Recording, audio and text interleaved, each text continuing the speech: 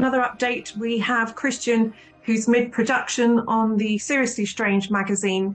It's almost done, just the finishing touches that's going to be done for 163, I believe.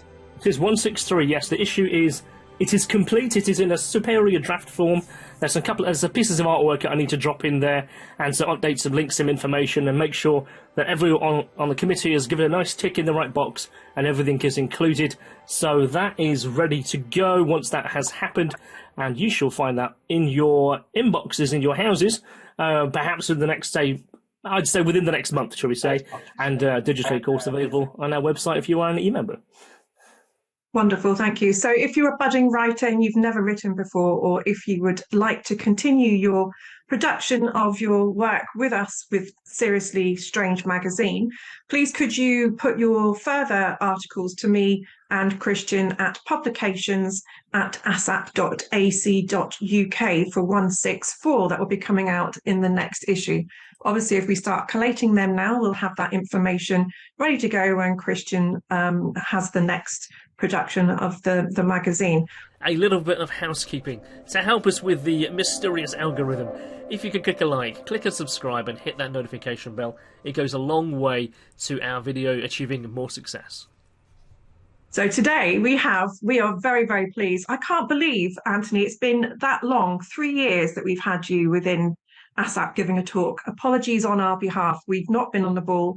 We really needed to have carried that out a little bit quicker. So if you get an email from me very, very quickly after this, it's to book you in for another talk so that we don't leave it as long. Oh, absolutely, that would be wonderful. Everybody, welcome. I'm always delighted to give the opportunity to talk for ASSAP because I've got some very, very good memories, and I'm a member of ASSAP myself, and I think it's a very, very important organisation and one that I delight in being a member of. Right, today I want to be talking about my book, Near-Death Experiences, the Science, Psychology and Anthropology Behind the Phenomenon. But because you guys are very, very wise and very, very clever and understanding a lot of the technical details, I've decided I'm going to focus in on an area that I don't normally focus in on. And I'm particularly interested in the neurology of the near-death experience, and particularly a series of scenarios that have kicked off in the last 6 or 7 years in the near-death experience world, which some of you may be quite surprised about, in that there seems to be strong evidence now about the neurological correlates of the near-death experience. Now, so just very quickly, I'd just like to explain very quickly what we mean by near-death experiences. In effect, near-death experiences are when individuals are close to death or feel they are close to death. And when they do, they go into an altered state of consciousness whereby they have a sensation of floating outside of their body. They have what's called a panoramic life review. They meet a being that they call the being of light. They then find themselves going down a tunnel, getting to the end of the tunnel and visiting a totally different world from this one. They're the basic Moody traits, which Raymond Moody was the first person to really seriously write about near-death experiences, I think probably in the early 1970s. But my angle has always been wanting to understand what is really taking place here and wanting to engage directly with the skeptics and the people who feel that in some way or other the near-death experience isn't real. Now, in my new book, I give a survey of going right back into the past as to how near-death experiences have not only been part of human civilization from as long as records have been kept, but also it's universal across all cultures. I don't know of any culture in the world that hasn't had reports of near-death experiences. The interpretations are different anthropologically, but effectively the phenomenon is still the same. So it's very important to realize that when we talk about whether the near-death experience is real, we have to work under the assumption of what we define by reality. Because effectively, we know from neurology, we know from consciousness studies that what we consider to be the external world is in fact an internal facsimile created by the brain from external stimuli coming in through the senses. So when we turn around and we say that, oh, we can explain near-death experiences because they are an hallucination, is effectively hubris. because everything we perceive is an hallucination. Effectively, everything that we perceive is created internally by the brain from external stimuli and presented to whatever consciousness is within the brain. Then, of course, we have the mystery of exactly what consciousness is. And in the book, I have a section on what is life, what is consciousness, and more importantly, what exactly is death. Because effectively, we just know death to be the absence of life. But there's more to it than that. It's the idea of what really takes place when you see somebody die. What is taking place there? They disappear from your world, from your universe, but do they continue in some way? And of course, my argument, and people will know this from my writings over the years, is I've argued that the one thing that people do not factor in when they talk about life after death is the word after. Because after is a temporal thing. After is the idea that there is a before and after. But what if time is not what we think it is? What if it is that time is a subjective construct, in which case you may see other people die, but they within their own temporal time frame do not necessarily die. And this is the central concept of my cheating, the ferryman hypothesis. But what I'd like to do now is to move on and start digging into some of the information that I think you guys might find fascinating and intriguing. So let's move on. So I love this quotation. It's from a movie called Enter the Void. And in Enter the Void, there is a character that has what can only be described as a DMT experience, dimethyltryptamine. And he finds himself entering a complete alternate reality that is as real as this one and is facilitated by a drug that can make the brain seemingly perceive other realities. Very well worth seeing. Also extremely disturbing, by the way. But the quotation is, I'd be scared. Scared of what? Scared of dying. I guess of falling into the void. They say you fly when you die. Okay, can we move on to the next one? Now, what we need to start to understand is how the brain processes reality and how we know that the brain is active. And the only way we really know the activity of the brain is by measuring the surface of the brain, or measuring electronic signals that are found on the cerebral cortex of the brain. And these were initially discovered many, many years ago. And over the years, they have been found. There's a number of them that takes place. Now, effectively, it's very interesting as well. The guy that first really came up with the idea of measuring brainwaves is a guy called Hans Berger, who was a German guy in the 1920s. And it is interesting to note that Berger was a neurologist. He was particularly interested in how the brain received information from the external environment. And he did this because when he was fighting in the First World War, he had an incredible sensation of that his sister wanted to communicate with him. And in fact, he subsequently found out that his sister had tried to communicate with him at that time. And he was convinced that telepathy existed. And he wanted to find out within the brain, could you measure these in some way? And what you do is if you place sensitive sensors on the skull, that you can measure the brain seems to resonate in certain ways, which are technically known as brain waves. And when Berger first discovered these, he gave them a certain group of names. Now, the interesting thing was the first one that he discovered were actually beta waves. And the interesting thing about beta waves is they discovered something quite strange. When they were measuring the electrical activity on the surface of the brain, they discovered that when somebody closed their eyes, the actual waves changed, the waveforms changed. And they started to understand that what is taking place here is that depending upon the frequency of the measured wave is what is taking place in the brain. And they discovered, for instance, that, that over years, they discovered a number of these. And for instance, the very, very slow waves, the delta waves, is to do with dreamless sleep and the access to the subconscious, because what they do is they then ask people afterwards what they were experiencing when they had these. And then theta waves is inner peace, and it's usually rapid eye movement sleep. In other words, dreaming sleep. So when you have theta waves being shown on the surface of the brain, the person is effectively dreaming. Then you have alpha waves, which is to do with creativity. When somebody's being very, very creative, the frequencies in the brain changes. And then you get to beta waves. And they are then even more interesting, because they then are to do with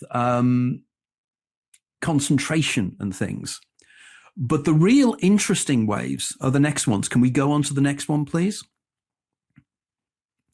And these are gamma waves. Now, these are the fastest waves in the brain. The brain is extremely active when gamma rays are taking place. They are extremely fast. They're 30 hertz and above that. That's really fast waves.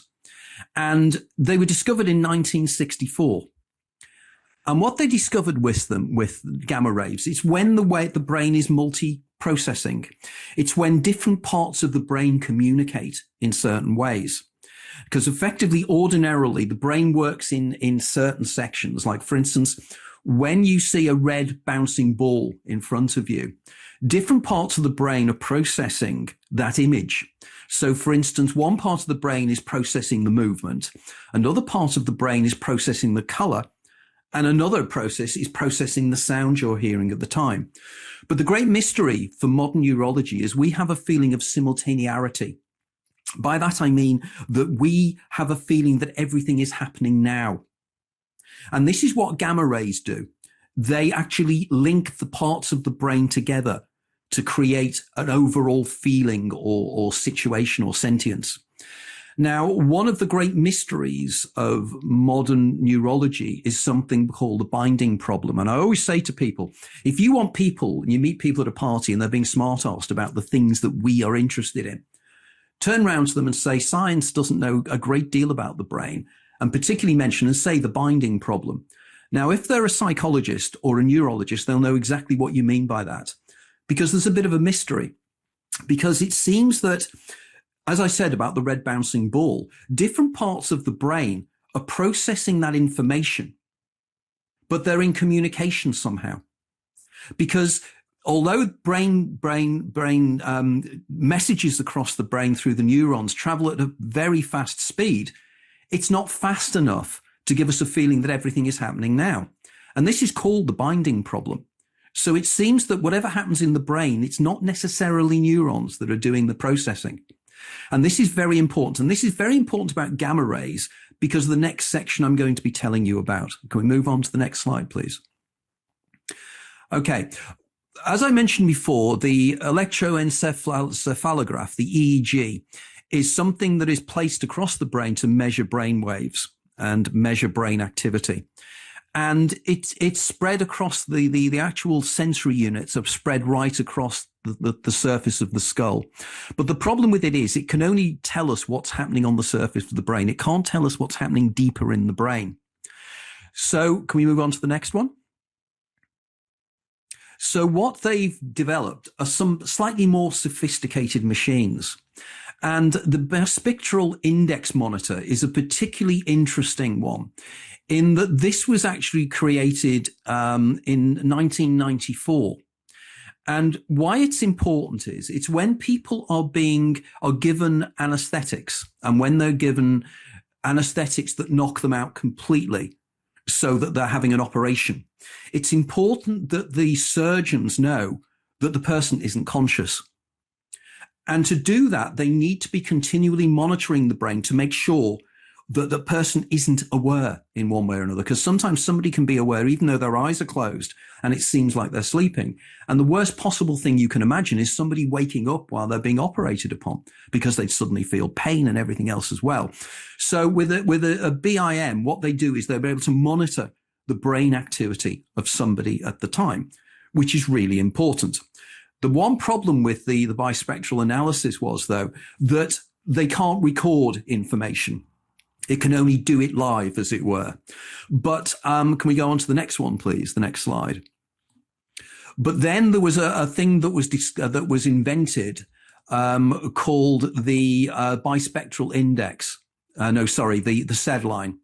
And the Sedline root device is something that not only can measure what's happening inside the brain, but it also can record it, which means that neurologists and people can go back when somebody has had an incident. They can record what is happening in the brain and then analyze it afterwards. Now, this was a fantastic development, and it was very important for our understanding of near-death experiences. Can we move on to the next one, please? And this was because of some discoveries that were made. Now, if you don't know about these for one way or another, you will find this extraordinary. This guy is a guy called Lakmia Chawla, and he's based in Washington. And in 2009, he was doing a series of work with people who were dying in a hospital. And what he did was he actually used the Sedline root monitor device on people effectively as they were dying or they were approaching death. And what was extraordinary was that when the people died, they found something quite strange. They found that when somebody starts to die, the brain starts to become more active.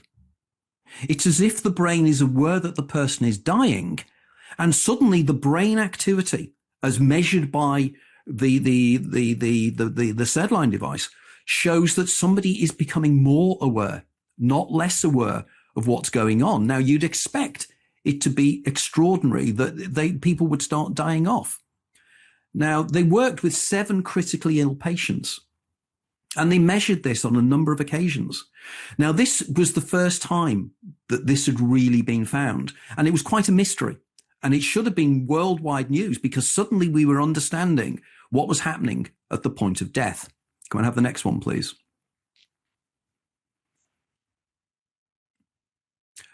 So then there was work done subsequently by somebody called Van der Wolf, a young lady that was working in, I think it was the Netherlands.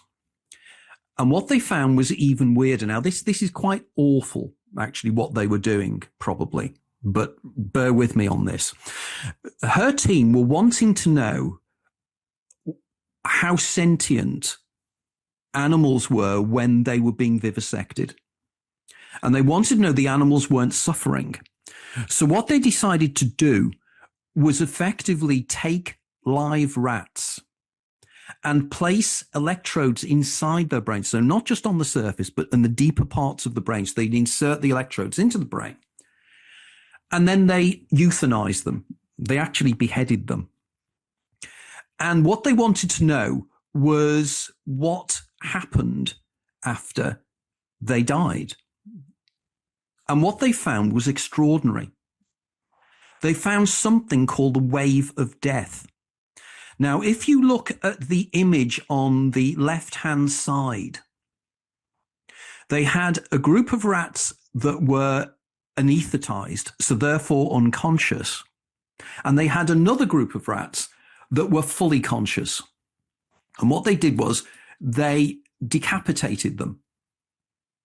And this is what the signal did. The signal went along normal brain activity and then suddenly dropped at the point of decapitation, then started up again.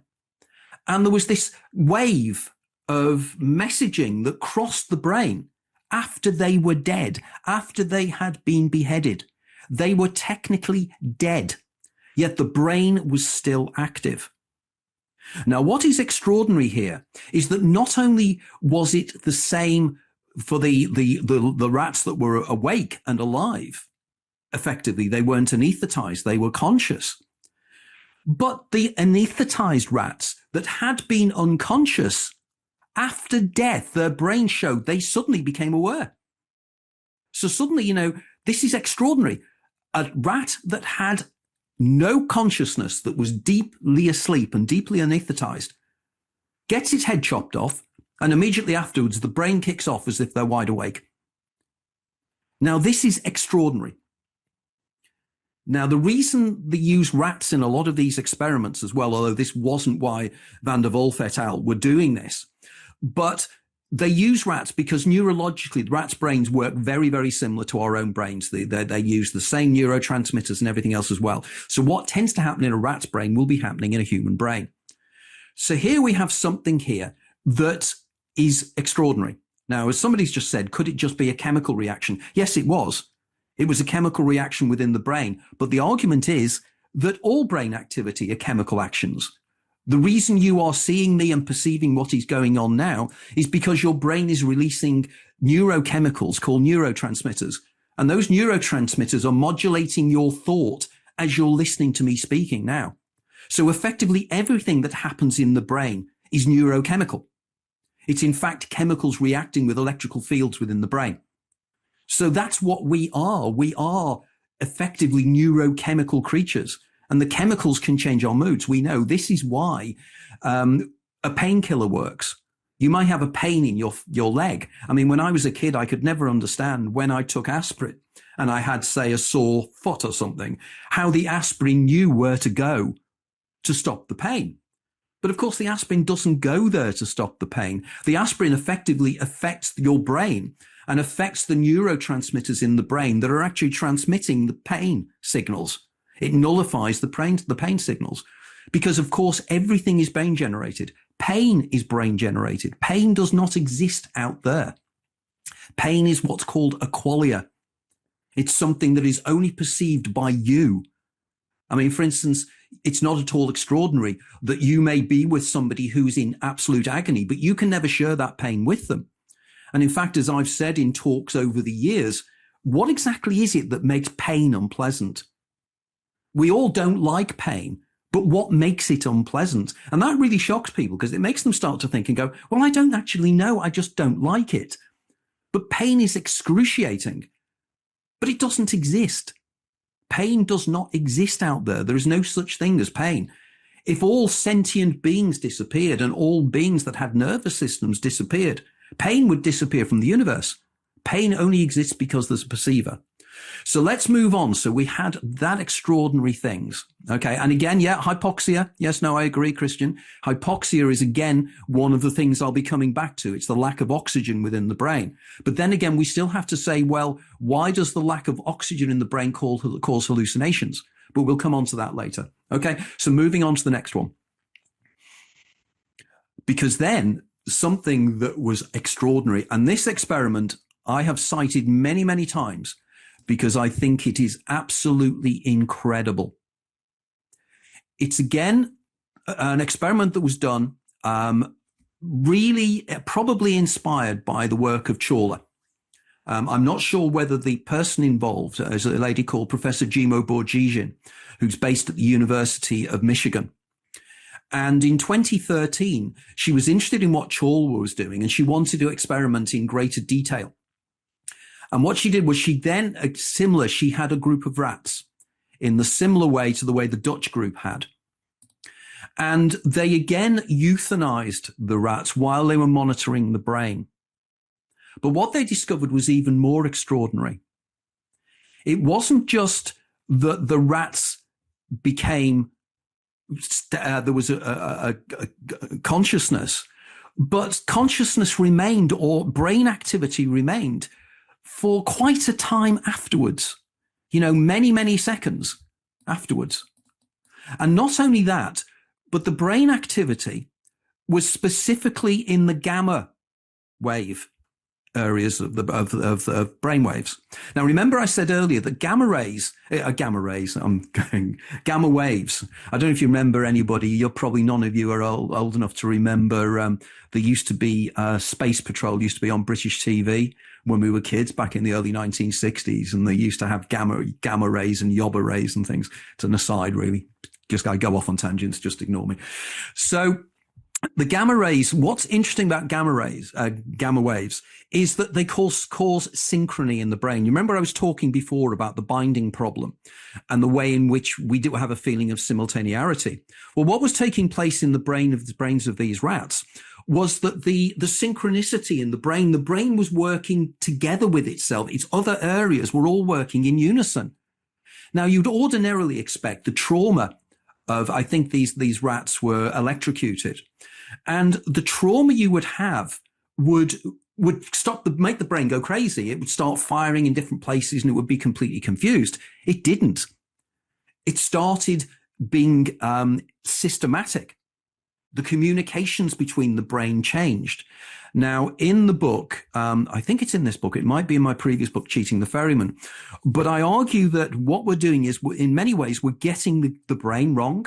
And I'm really keen to talk to neurologists about this. In fact, the foreword of the near-death experience book that I'm talking about now was written by a neuroscientist who's very interested in my area, Dr. Pascal Michael. But for me, the idea is that could it be that the brain, when we have the binding problem, a cure to the binding problem could be that we're confusing what the brain does? In other words, we assume that the brain works neurologically. That is, it works via neurons. And as I said earlier on, neurons are long, thin nerves in the brain. And each neuron never touches the neuron next to it. It's what's called a synaptic gap, which is incredibly tiny, but they never touch. And what happens is a signal goes down the neuron, and when it gets to the end, certain chemicals are released called neurotransmitters. And I think there are about 100 or so of them have been discovered over the years. Maybe less, like glutamate and serotonin and dopamine.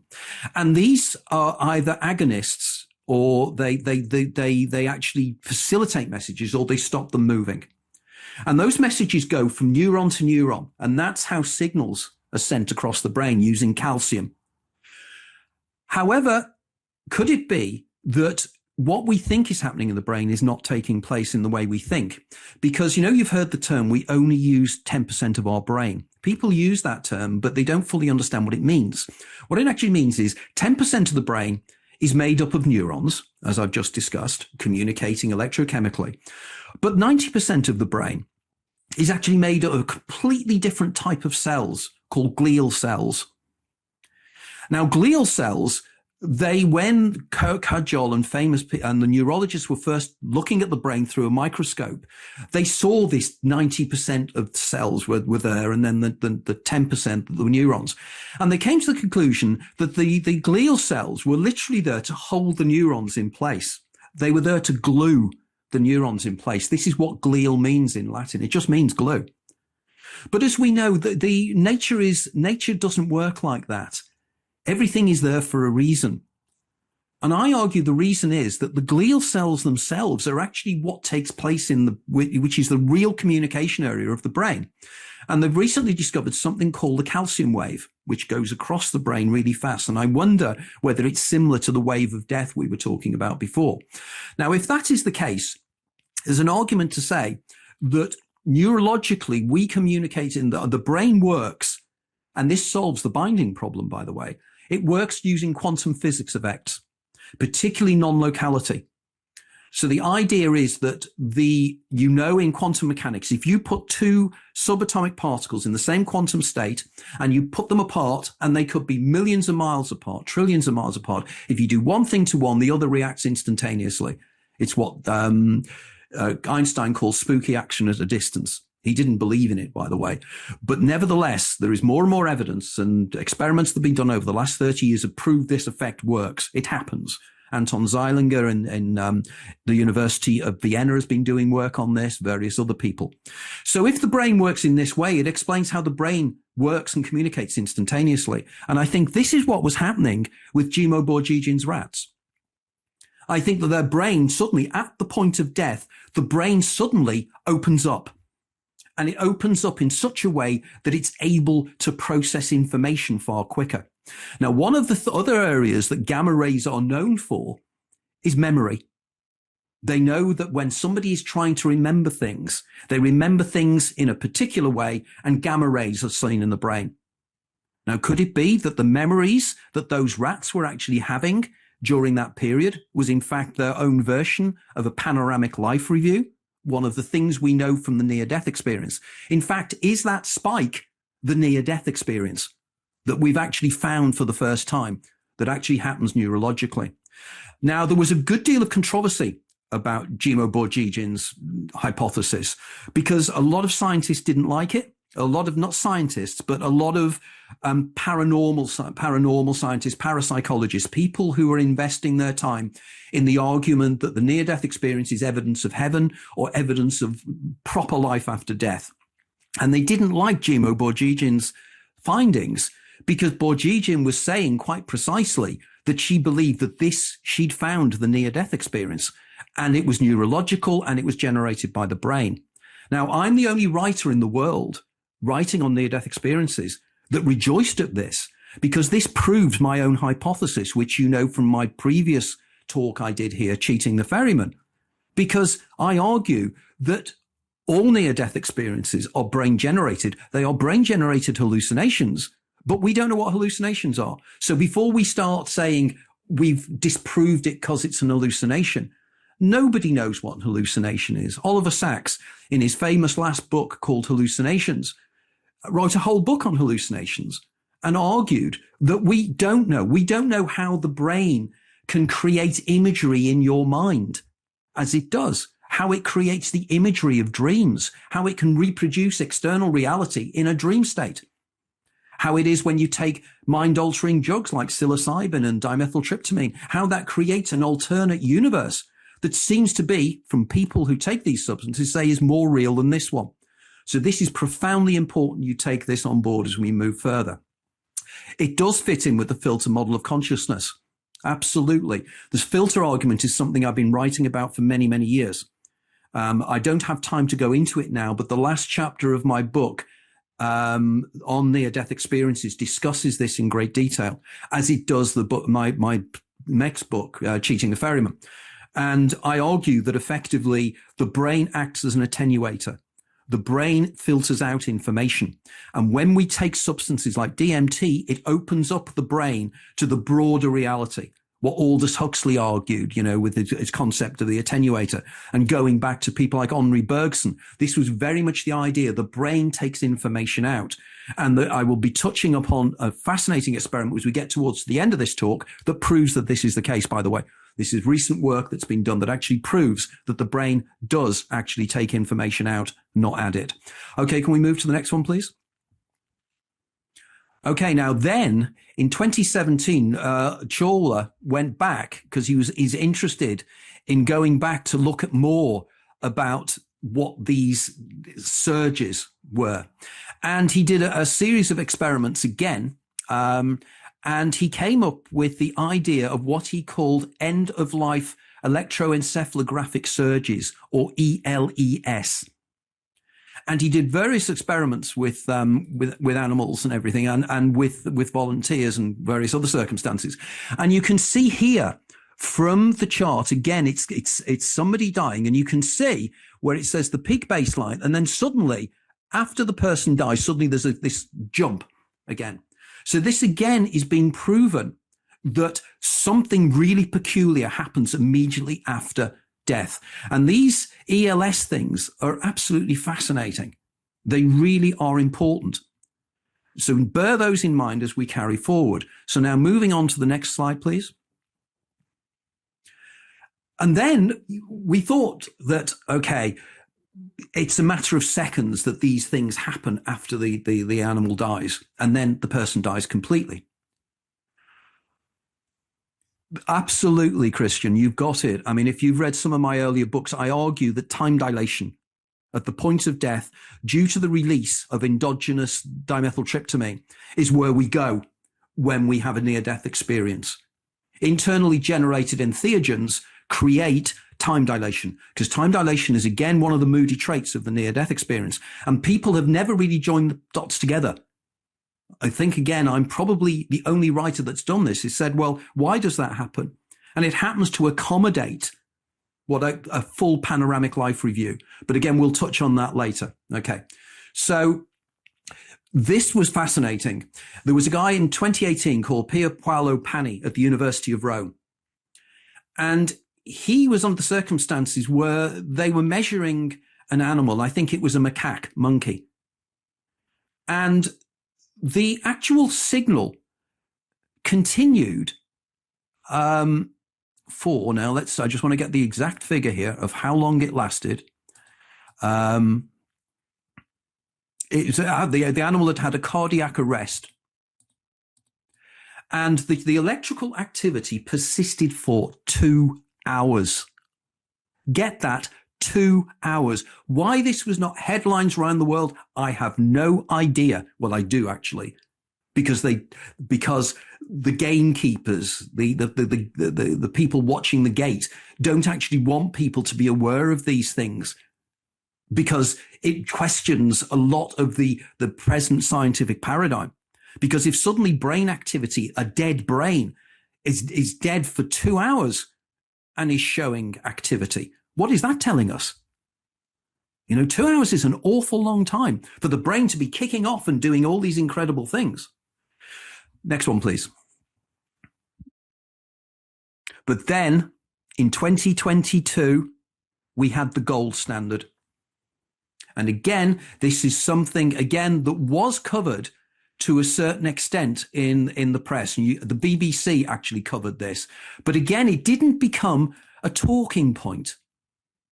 What happened was there was an 87-year-old American guy living in Germany, and he fell off a ladder and he damaged his head and his brain, and he was rushed to hospital.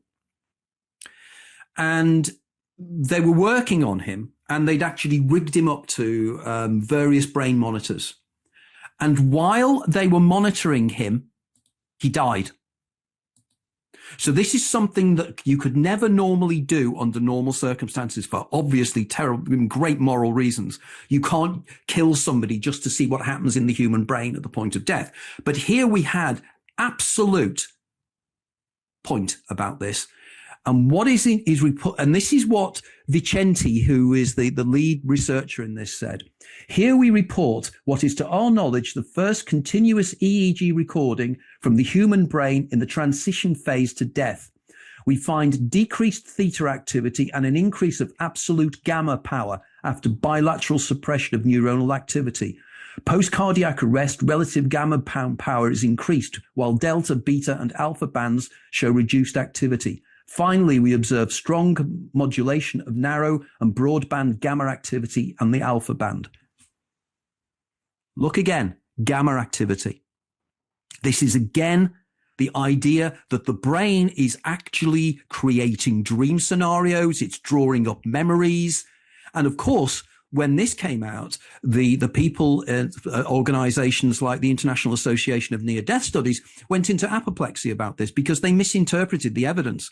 They were saying yet again in terrible horror, this does not mean it's the near-death experience, because they've always argued that near-death experiences are real because when somebody is dying, the brain starts to break up.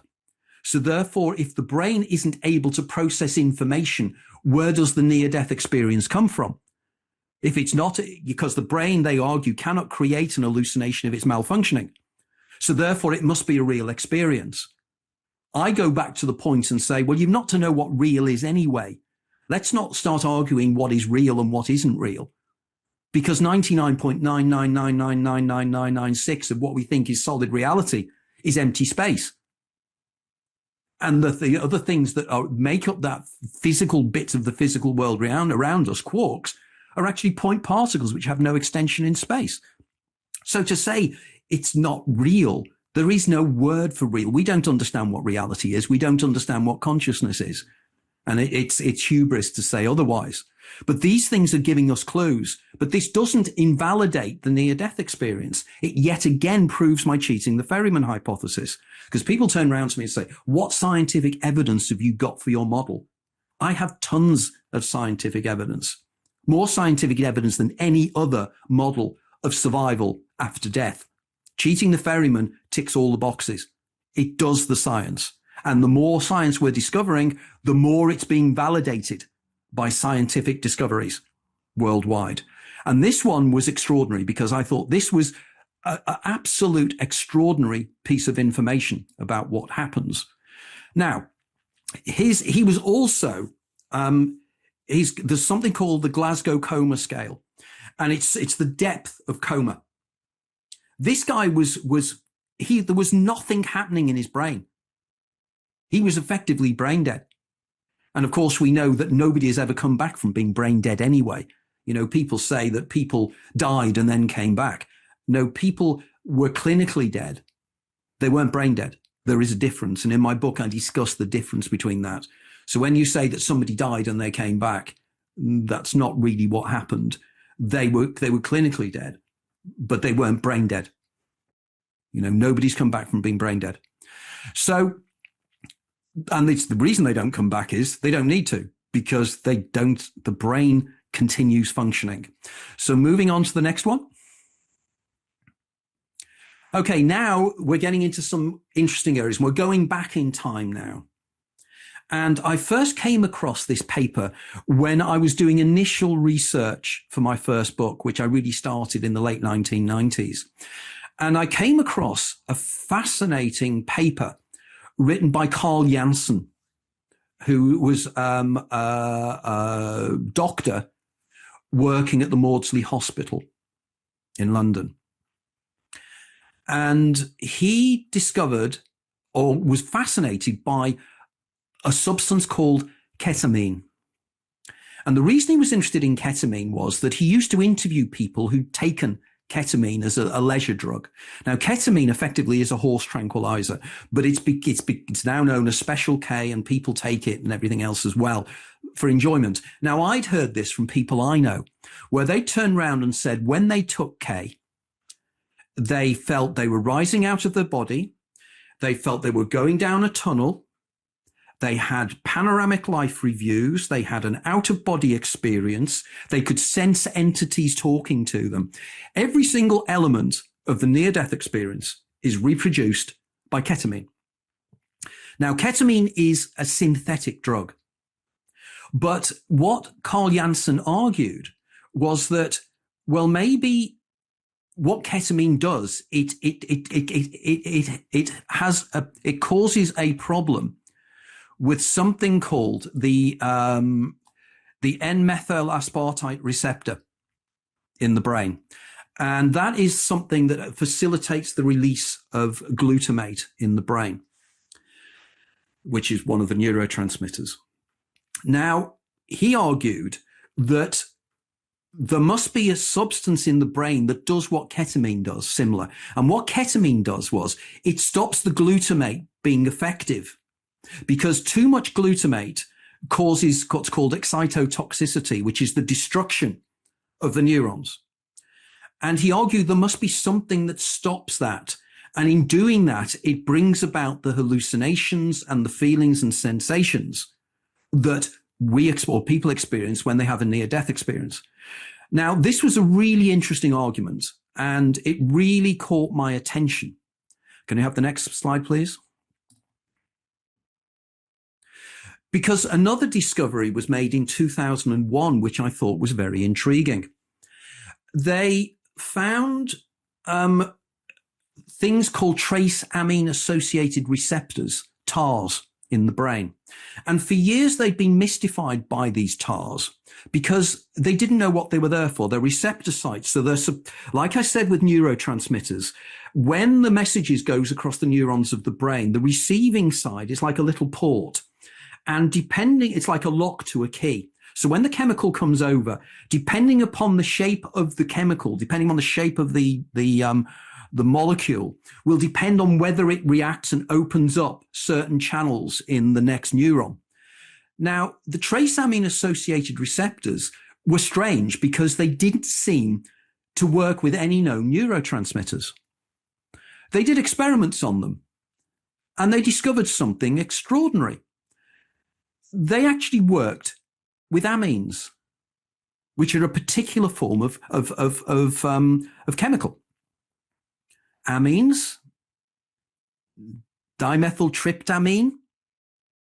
Suddenly they'd found evidence that we had evolved to process hallucinogenic substances in the brain. Now, again, no other writers on near-death experiences are discussing this, or was discussing this at the time I was. There's a number of writers now that have started to join in on this. Like, again, my associate, Dr. Pascal Michael, who you must get on the show, by the way. His work is extraordinary. So let's move on. So now we've got the scenario that they've discovered something in the brain that seems to work with something in the brain, but we don't know whether it's in the brain or not. Next one, please. And then, I'm trying to find where I am. Sorry, I need to move down. Remember, we were talking before about the brain acting as an attenuator.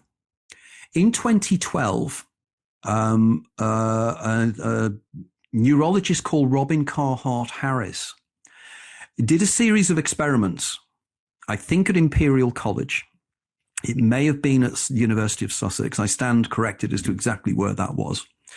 But what they did was they got volunteers to take psilocybin, which is magic mushrooms. And what they did was they scanned the brain as the person was taking the psilocybin. They scanned the brain to see what happened in the brain.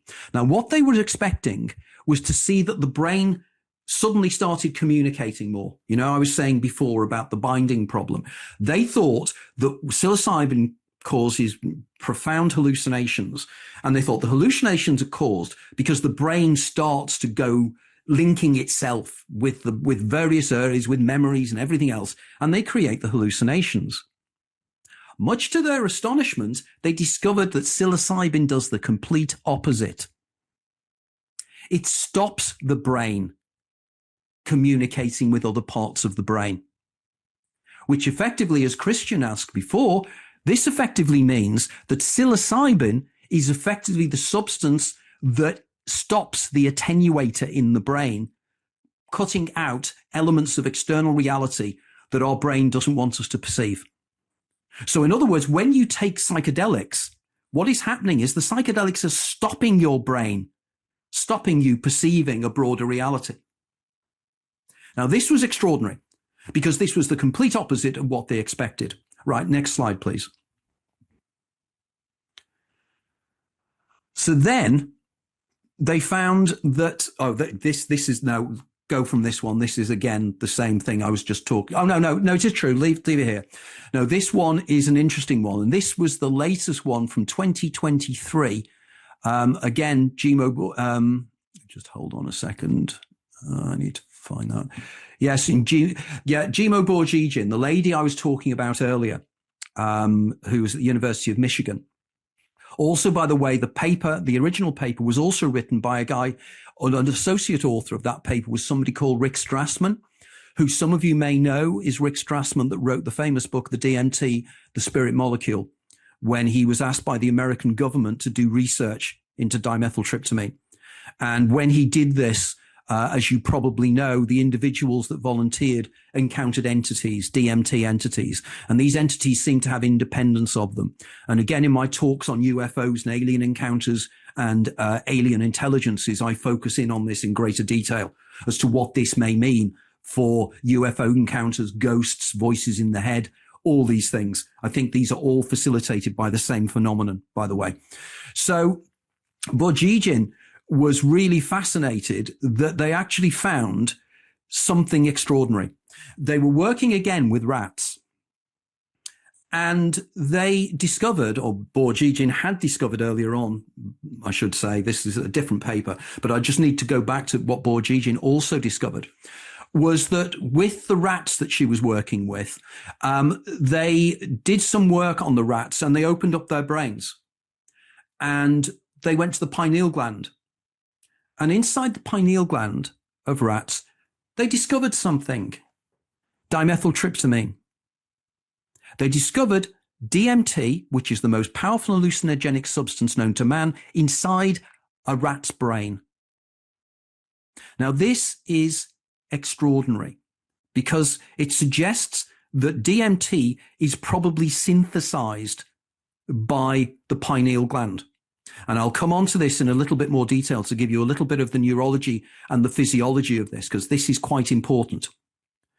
Because we then go back to the sigma receptor sites and the trace amine associated receptor sites. Is this the substance that they're actually creating? And is this the substance that's released into the brain at the point of death? Is this the substance that mimics what ketamine does? I think it is. So let's move on to the next one, please.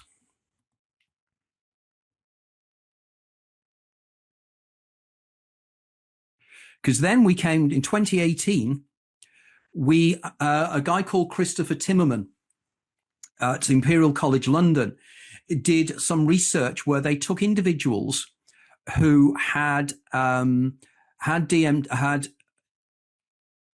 dose of DMT, and they asked the individuals to then complete something called the Grayson NDE questionnaire. Bruce Grayson is one of the world's leading authorities on near-death experiences. In fact, I was honored that Bruce Grayson wrote the foreword for my first book.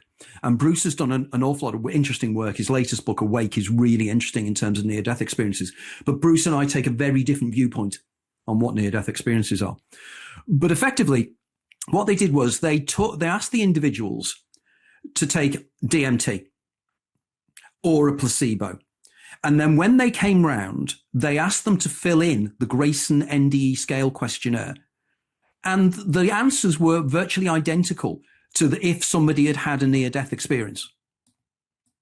So they argued, as Timmerman said, this study's findings warrant further investigation to address the putatively strong overlap between the phenomenology and neurobiology of DMT and other psychedelic experiences and actual near-death experiences, particularly given some of the scientifically problematic yet influential claims that have been made about NDEs.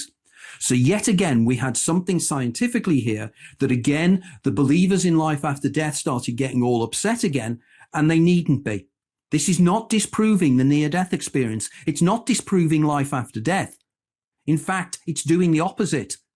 It's proving that we know now what the facilitator might be for the near-death experience. I believe it's endogenously, that is internally generated dimethyltryptamine.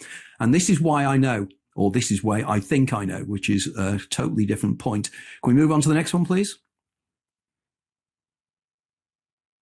This was the thing I was talking about before. It's in the wrong place, but it was in 2019.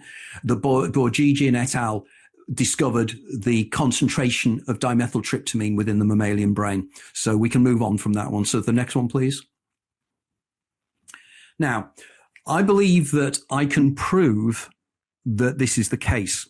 And I'd like to go back to Indian belief systems and Vedantic belief systems. In India, the sadhus, the mystic men, they have a technique they call Kakara Mudra. And Kakara Mudra is to taste the immortal liquor, and they call it the nectar excluding from the moon.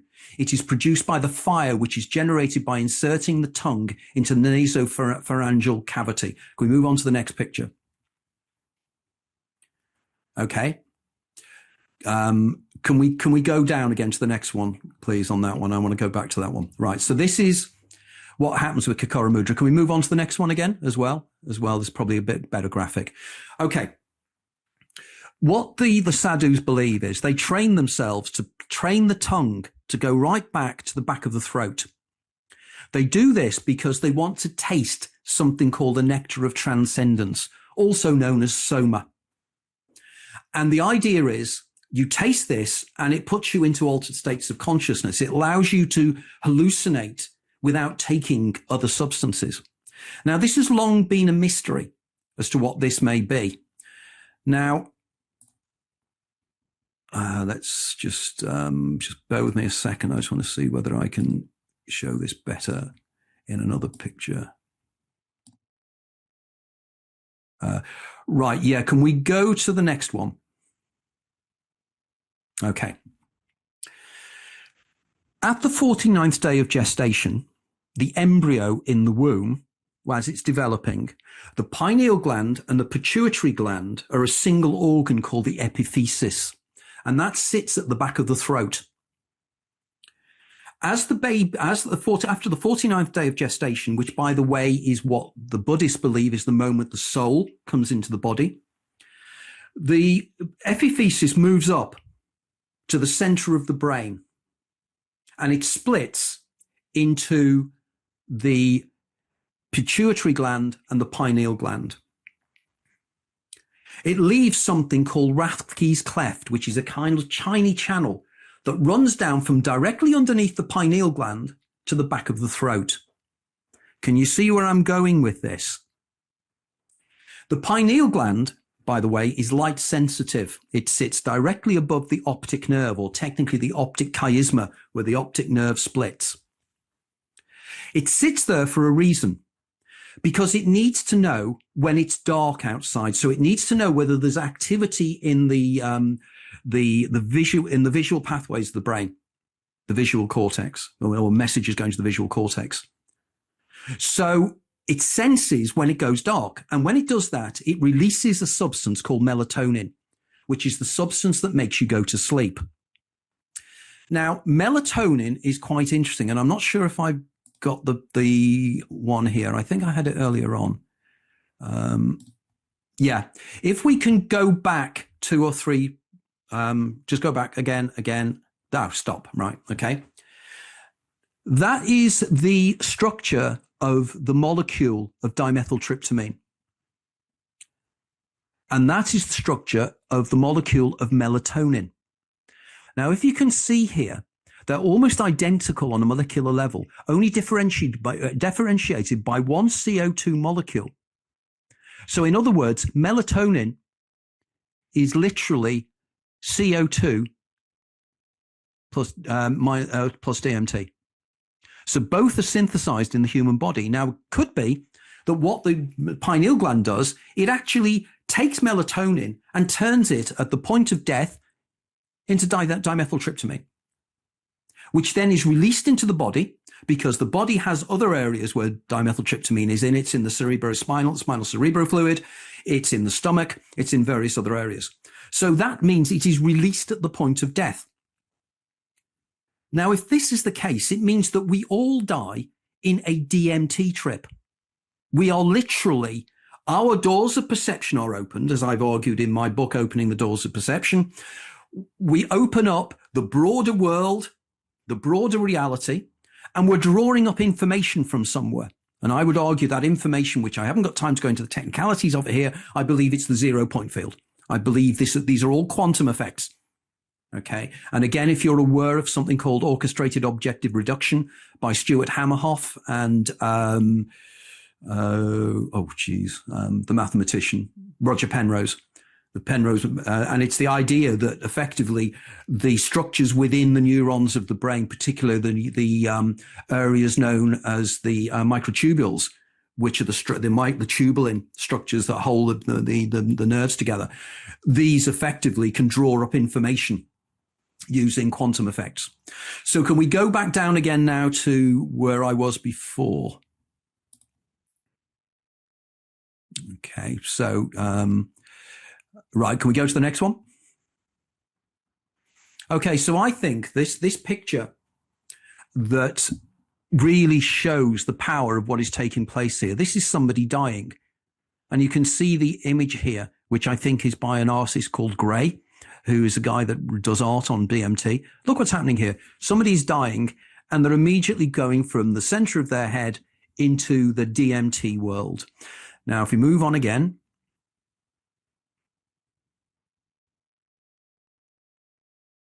Right. Now, this again, I think it is something, if I had time, I was going to discuss, and I've got 2 minutes before my hour is up. And this is a link I'd like to make between Wim Hof. Yeah, again, Mark, that is very good. The Wim Hof breathing technique, by the way, my associates guys that have invented something called the lucid light device or the hypnagogic light device, use these kind of holographic breathing methods to actually bring about altered states of consciousness. Because again, it's just bringing in so much oxygen into the brain. But for just a second, so I argue that if you look at individuals, in my book, Opening the Doors of Perception, I have what I call the Huxleyan spectrum. And it's a continuum of conscious levels by which the doors of perception are opened more and more. And as we've said earlier, the attenuator effect of the brain is negated.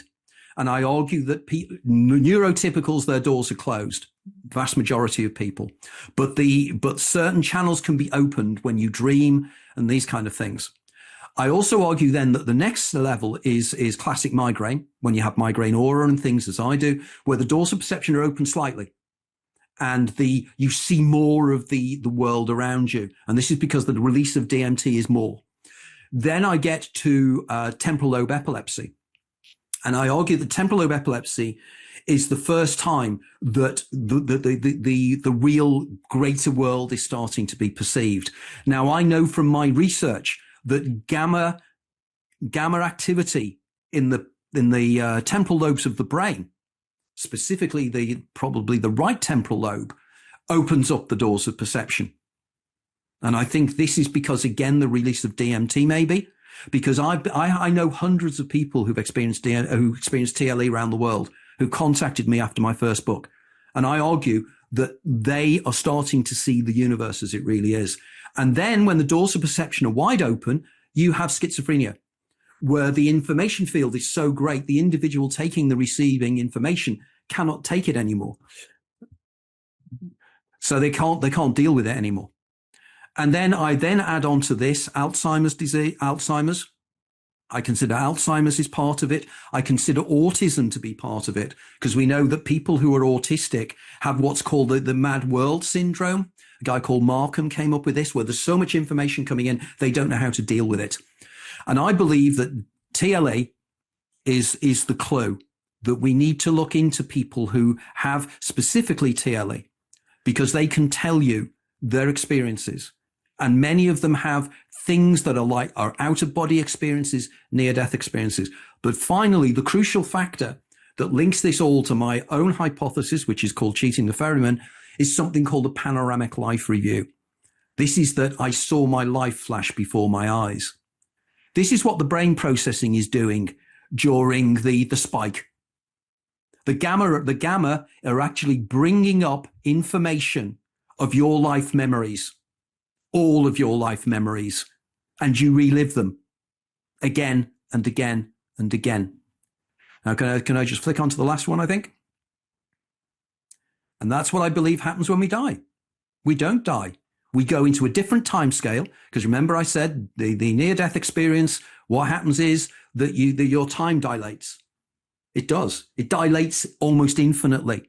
So in the final second of your life, you can live a whole lifetime. You can live 10 lifetimes. You can type 1,000,000 lifetimes. And if anybody's interested in this, check out my book, The Labyrinth of Time, which is being reissued later this year, is coming out in a new edition, because I put forward the science of time perception and the neurology of time perception. I think that is probably the final one. Can you just flick through again? I think it is. And I'd just like to leave you with this. William Shakespeare in Hamlet: to die, to sleep, perchance to dream. Aye, there's the rub. For in this sleep of death, what comes, what dreams may come. William Shakespeare. Thank you. If you enjoyed this video and you appreciated it, if you don't mind, if you could click a like, click a subscribe, follow this video, follow the audio wherever it is that you're choosing to listen. And it really goes a long way to helping this channel find amazing success. And we want you to be part of that ride. A thoroughly fascinating, mind-blowing. And I was sitting there, my brain was going, I've got 1,001 questions that I'm going to be firing off. And I was trying to drop them in. I literally, to my right here, I've been filming stuff here, I'm writing stuff here, but I'm pretty sure I'm going to be emailing over to you. That's the effect I like to generate. Well, I think the thing is with Soma, I mean, it's the great mystery as to what Soma is, but I agree that the general opinion seems to be it's Ergot. And the reason for that is if you look at the Eleusinian Mysteries, yes, and you look into the myth of Demeter and Persephone, Demeter's symbol is a stalk of corn. Yeah. And of course, ergot is found on corn. So the argument, and this is why there's the preoccupation with the color purple, because there's a play on words in terms of ergot and everything else as well. And I think it has a purple coloring to it. I mean, I was using the term Soma in the way it's used in Indo-Aryan belief systems, like the Iranians and the North Indians. Because there was the mystery of exactly what Soma was, and there always has been. And in fact, in my book, Opening the Doors of Perception, I have a whole section on linking Soma directly to the pineal gland and everything else as well. So Soma is a fascinating area. Truly, truly is. So I'm going to sit back. I know Carolina needs to be taking the role here. By the way, can I say hello to my friend Rob Gandy? Hi, Rob. Thank you again. Oh, I mean, wow. Wow, wow, wow, incredible. This is the kind of talk that actually inspires me. Coming from a slightly medical background, obviously I'm a sports therapist, so you were talking about all of the pain gate, theories with, what was it you were talking about? The aqualia, how the brain receives the pain and personal.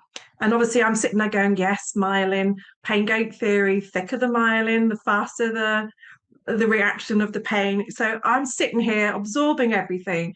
But by heck, for someone who studied up to sports therapy level, you've blown my mind on a couple of things. We are looking into a lot of the neurotransmitters and things like this ourselves when we're looking into the hauntings and the scientific evaluation. Can you give us any further reading, apart from those papers that you have mentioned previously? Any books that you can recommend for us to go and have further reading? Yeah, there's a number of them which are at the back of the book. I'm just trying to remember off, because I read because literally in my research for the book, I read every single academic paper that I could find over the last 50 years on near-death experiences.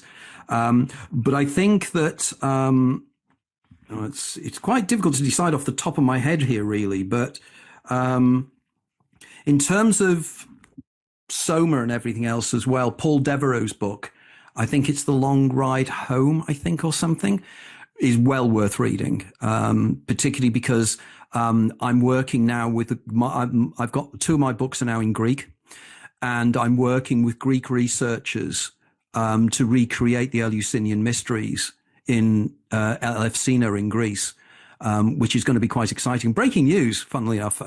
Some of the guys are doing research actually in Elefsina, and they found a tunnel that runs underneath from Elefsina on the Greek mainland to the island of Salamis. And inside that tunnel, they are telling me there are incredible entities taking place. There's entity manifestations, which are astonishing, which could be quite interesting. But if you want, I will link in with a bibliography for you guys if you're interested in chasing this up, because I could spend ages looking through trying to find the books, but I will send you a bibliography. Thank you. So for people who don't know who you are and how you've arrived at the point you have today, you started off in your university universities, it's sociology?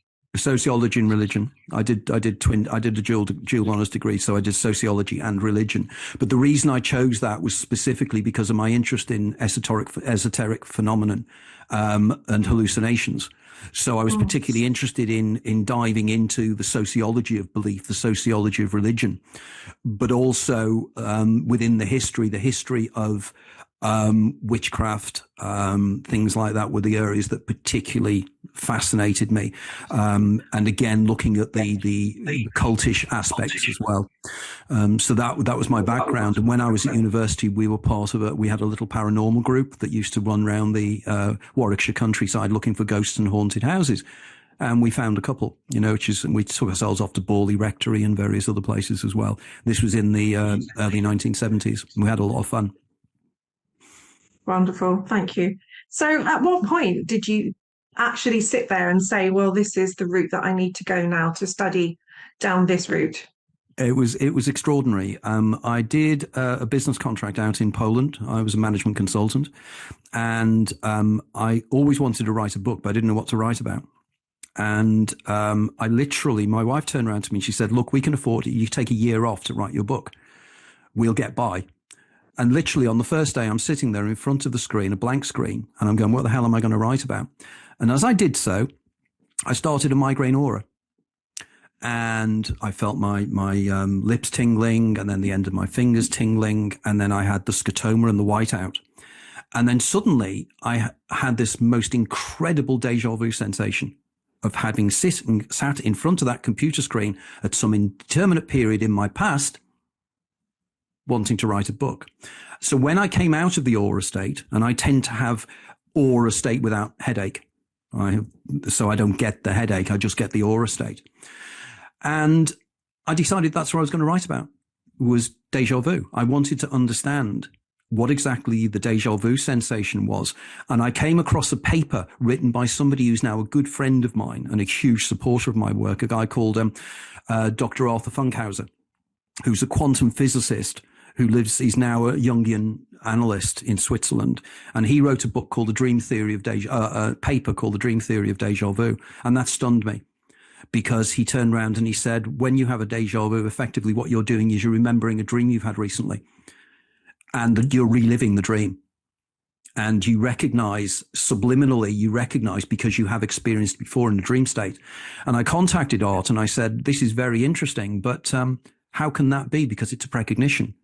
You can't argue this. The dream must be a precognitive dream. And then I started to run from there, and I then made links with the neurology in the brain of what happens when people have migraine. I then linked to temporal lobe epilepsy. I made a couple of contacts with people who had temporal lobe epilepsy, including a lady who explained to me that when she had a temporal lobe epileptic seizure the first time, absent state, time slowed down for her to the point time almost stopped. And she said she sat there for hours and hours and hours watching somebody pouring a cup of tea. And I realized that there were links. And then I started looking into the neuropharmacology of it and the neurology of it. And I found links with the near-death experience. Similar. Yeah. And that was it. I then had my background. And a year later, I had my book, my first book is The Life After Death, The Extraordinary Science of What Happens When We Die. And from there, I had a whole model of what happens to human consciousness at the point of death.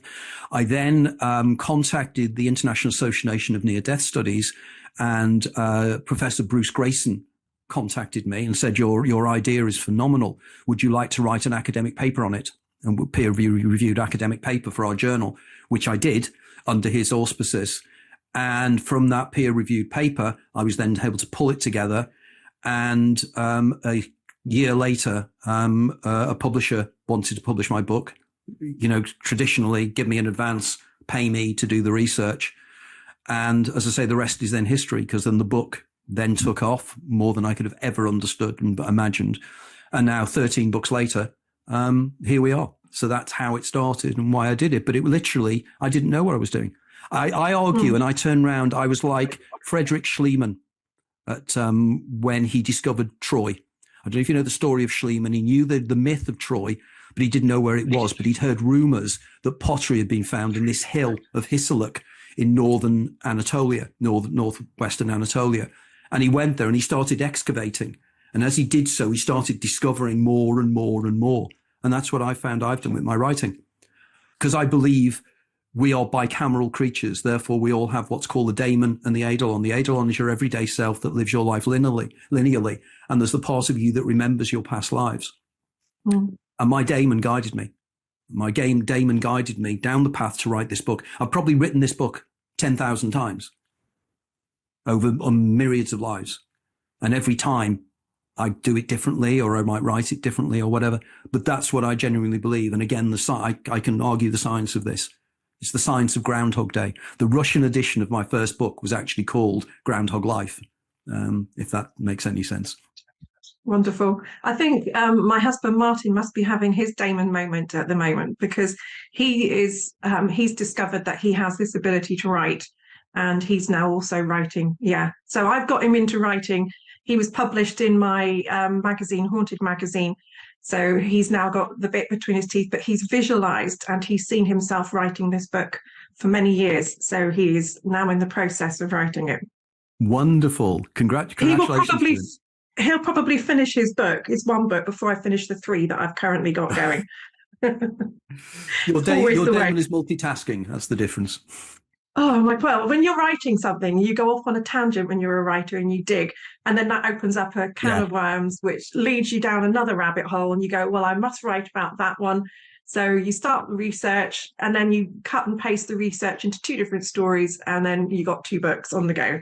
So that's how it goes for me. But I should hopefully have mine done in the next few months, but we will see. But enough of my jibber jabber. Do you know, I've written so many notes, so many notes to ask you questions, but I can sit here all day and talk about synapses and how the brain receives the information, creating, you thinking you're having deja vu. But let's go to questions with Christian and see what the members that we've got here have got to ask you. So again, Anthony, from me, thank you so, so much on behalf of us here at Seriously Strange. Okay. Yeah, absolutely. Questions really are this thick and fast within this chat box here. But the one I did want to shout out to you of my own. So, Raul Vic Center, the monitoring during the death process that he was doing, that he showed me earlier. I'm curious to why that's not done more often. You know, the monitoring, you know, scientifically, perhaps electrodes and sensors around the brain of people who die. You know, I wonder why that research perhaps isn't more widespread in terms of being replicated or in different hospitals where like palliative care, you know, so that can be built up as a large database. I think it's because of the moral aspects and also the aspects of the intrusion. If somebody's dying, if they're actually tied up to monitors and everything else, it could be considered to be quite degrading. I think that if you could get volunteers who were terminally ill, or indeed individuals who are doing voluntary suicide in Switzerland, who would be willing to volunteer to have this happen, I think it could be quite interesting, but it's very morally difficult. And it's how we interpret this. But I think we are becoming more interested in this area because, let's face it, it's the one thing we all know is going to happen to us. So it's of in great importance to all of us as to knowing what happens to us at the point of death. You know, to me, it's the ultimate question. Absolutely. So the ketamine, you mentioned how, of course, when you take ketamine, it replicates very similar to an NDE experiment. Have they been tested on the same person repeatedly? So could one person have repeatable near-death experiences by taking ketamine on a regular basis? Well, people I know, I mean, this is, of course, is apocryphal and is anecdotal. And of course, the plural of anecdote is not evidence. But a number of people that have contacted me that have taken ketamine, I didn't know about ketamine. It literally was people contacting me and saying, I've had the ketamine experience and I have had a near-death experience. I have time slowing down. I have the full feeling that I'm coming outside of my body. I'm having out-of-body experiences, the whole thing. And to me, it clearly is powerfully evidential that it's the same thing. Now, effectively, what is taking place now at Imperial College in London is there's a research, an actual supported, financed research project going on where people are taking dimethyltryptamine intravenously and reporting back their experiences while they are being scanned and everything else as well. And indeed, one of my associates, Dr. Carl Hayden Smith, is one of the guys that's involved in this. And they are now regularly encountering entities, alien entities that we would call greys or mantids. And they're not only encountering them, they are relating to them. And these entities are talking to them. These entities seem to have independence of them, and they seem to have an existence outside of this timescale. So when somebody takes a DMT trip this weekend, they will then meet an entity. The entity will comment to them. Then they'll go back 2 weeks later, and the entity will come over and talk to them again. Now, this to me is intriguing because it suggests, are these entities a form of as my friend Samantha Lee Treasure would say, are they a form of like AI bot? Now that we're starting to understand how AI works, suddenly are we starting to look, and she's the person that's been doing some very interesting work in this area. She's just written an academic paper on it, peer-reviewed academic paper that goes into some very interesting areas about this. And it's an area we need to start thinking about.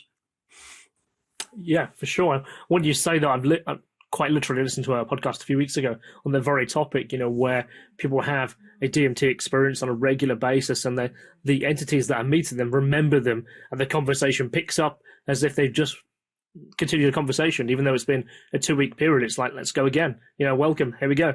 Well, it was the idea one of them turned around to Carl and turned around and said, because he goes into the entity zone and it comes over to him, prods him and says, you shouldn't be doing it this way. Then he comes back down a week later, goes back into the DMT space again. Same entity came over and said, I told you last time, this is not how you should be doing it. And Carl said to me in one of the interviews I did with him, and he turned around and he said, but this is just extraordinary, because if that's my subconscious is telling me to do something I don't want to do. Yeah, I get you.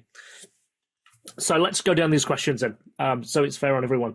So from Mark Donoghue, he says, from what I understand about memory, it's different parts of the brain process. However, memory has never been found to be stored in the brain. Rupert Sheldrake may have the answer regarding morphic resonance. What are your thoughts, and could gamma wave brainwaves be a way to access this morphic resonance? I think that's probably highly likely. As you probably know historically, a guy called Carl Lashley spent his whole career trying to find what he called the enneagram, the area of memory, the enneagrams within the brain. And he failed to find it. And he came to the conclusion in the end that it was nowhere in the brain.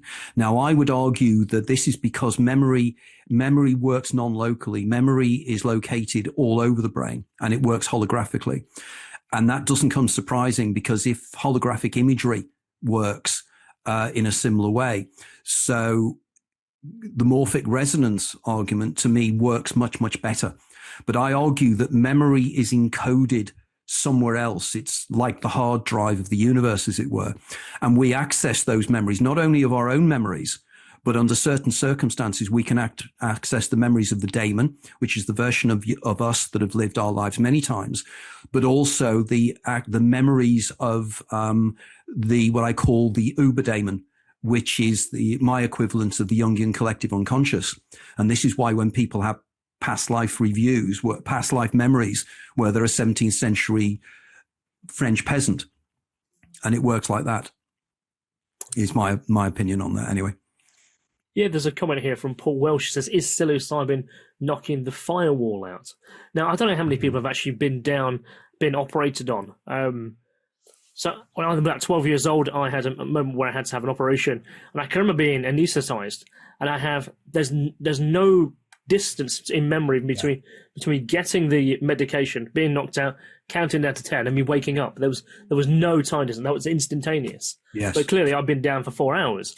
But people who have this experience, there's a time dilation that's happened as opposed to a time instantaneous. And it is very different. And of course, the reason that anesthetics work like that is the reason why Stuart Hammerhoff came up with his orchestrated objective reduction model, because neurologists and anesthesiologists know what chemicals to use to cause an anesthesia, but what they don't know is how they work at all. And the idea, as you've said, that when you take a total anesthetic like that, there is no time. You just go and you're back. And this is extremely interesting. And they argue, Hammerhoff and Penrose argue, it's because they react with the microtubules in the brain to such an extent that it stops the brain's ability to access the consciousness field, or what Irvin Laszlo would call the Akashic field. Not what I call, but is known as the 0 point field. And I wrote a book with Irvin Laszlo about this a few years ago.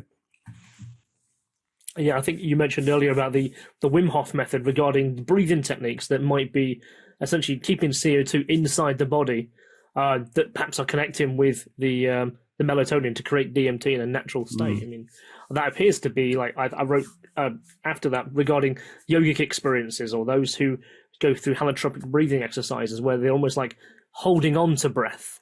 If that was to stimulate an increase of carbon dioxide in the body, and that would perhaps engage DMT in that way. Yes, I agree. So again, a plethora of amazing, mind-blowing, fascinating, very fascinating, mind-blowing comments here. So you are in good stead with people who have thoroughly enjoyed your talk. There's a question here from Malcolm Dyer. Malcolm Dyer says, you have explored so many areas where my questions arise. My partner Janet has both experienced both near-death and so-called psychic events.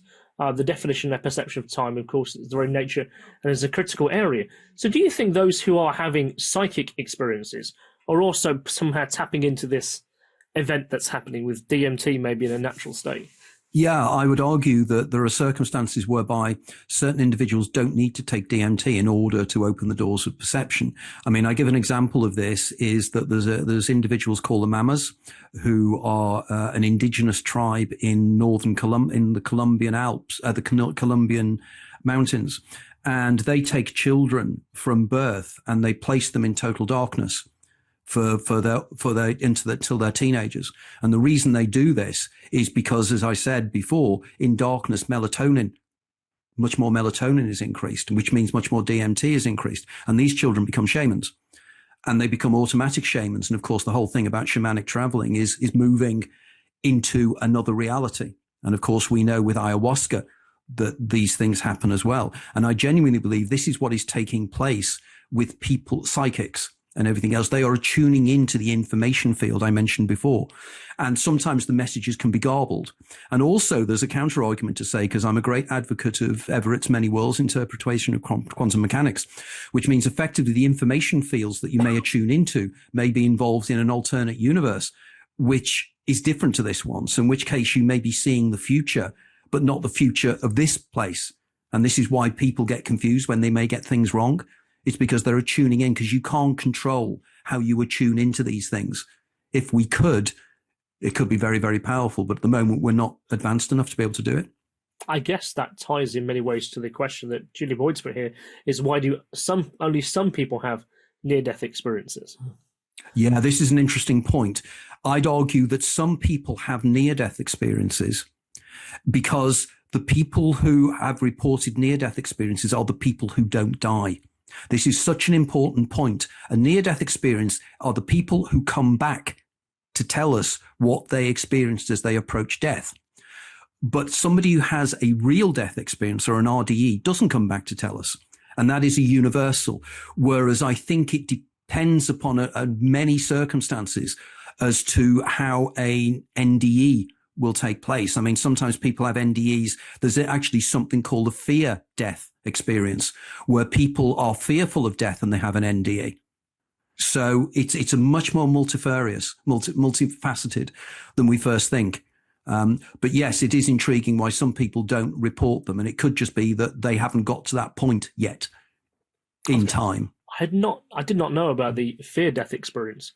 Yeah, I discuss it in the new book. Yeah, there's certainly a person I'm aware of, and she reported that experience, that she was so frightened of death. She got to the point where she nearly died. I then had a near-death experience, then came back going, I don't know why I had 12 years of fearing death. It's completely fine, I'm safe, I'm warm, there's heavenly on the other side. And then her entire perception changed. But until that point, I can remember going over to this person's house and she'd want to be blessed on a daily basis. She was in total fear of death. And maybe you can psychologically induce that experience, maybe, to have a near-death experience. Oh, yeah. Yeah, and I think, the thing is that a number of my associates, like, for instance, Dr.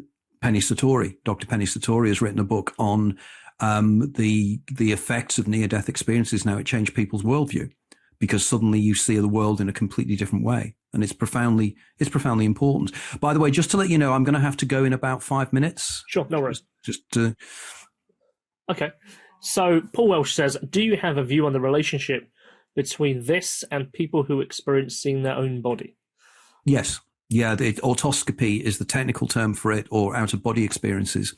And again, I wrote a book called The Out-of-Body Experience a few years ago, where I discussed this in great detail. The out-of-body experience is a central part of the moody traits. So when people have out-of-body experiences, they also, when they have a near-death experience, they see their own body floating.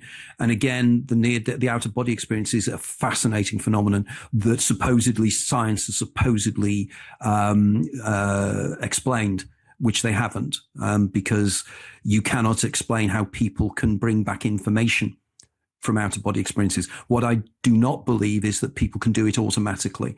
The person that you need to talk to on this is my associate, Graham Nichols, who has had a series of extraordinary precognitive out-of-body experiences where he's gone into the future and seen the future in an out-of-body experience, which has come to pass, and he has witnesses. So I guess we shall get his contact details from you, and we shall have that as a future talk. Absolutely. Absolutely right up the area where we need to be talking about.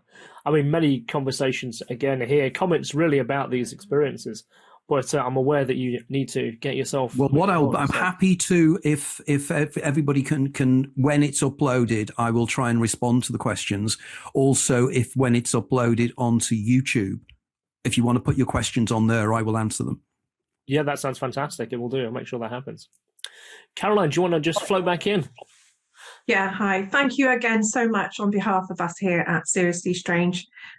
Just to let you know quickly who's on next week, we've got a shift because unfortunately Keith Linder couldn't make it. So next week we've got a pre-record of Glenn Vaudry, and he's going to be talking about Scottish sea serpent carcasses, which means on the 23rd of October we have a gap. Now, we don't know if Keith can fill that gap, but if you have a talk ready to go for us, you would be really doing me a favour if you could put something together. Anybody here who's with us now, otherwise you're going to have to listen to me and Christian Lander talk about road ghosts, and I'm not so sure you want to do that, but that's who's coming up next week. Glenn Vaudry talking about Scottish sea serpent carcasses. Anthony, we absolutely adored that talk. We need you back. So for the last word before we disappear, where can people buy your new book? Everywhere, basically. You can order it from your local library. It's in libraries. It's in all major bookshops. It's also available in all formats, including Audible, which I had to audition to read my own books on Audible. And it's just available anywhere. If you are interested in signed copies, if you go onto my website, I can send you a signed copy, and I just charge the normal price of the book, plus postage and packing.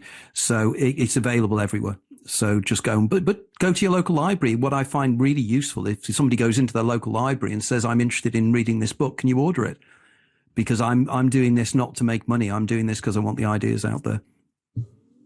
Okay. Thank you so much. Thank you. Okay. Thank you. So we'll get you back in and make another date for you to come back in the next year, so that we don't miss out on all of your updates that you've got for us. Wonderful. Thank you. And thanks everybody for spending your evening with me, listening to me rabbiting on. Okay. Thanks very much. Okay. Right, bye-bye. Like I said, Sam Treasure's coming up very soon, isn't she? Yeah, she is. Yeah, we've got Samantha Treasure. She's coming up, I think, in the Saturday, the 29th of November. I'm doing a pre-record with her for her talk coming out on the 4th of December, which will be incredible. Because she's in Korea, obviously we've got quite a different time lapse. I think it's something like 2:40 a.m. Yeah. When she's supposed to log on here at 6:40 p.m. So I wasn't going to be mean and make her come at that time. So I'm going to do a pre-record the week before so that we can have that ready to go, and she'll be sprightly and she'll be awake. Oh, man. Okay, then. So let's draw our evening then to a close. Thank you very much for joining us, everybody. It's that was a truly wonderful conversation that actually made my mind start ticking. I really have got a whole list of questions I wanted to ask there. But as you said, when this goes live on the video platforms, obviously he says that he will reply to any comments and questions that you might have. So that's pretty awesome. Right, Wonderful. Shall we take care, everybody? Take care, everyone. Have a good weekend, and I will see you next week. Take care. Good to see you, Rob and Randy. Take care, man. See you soon.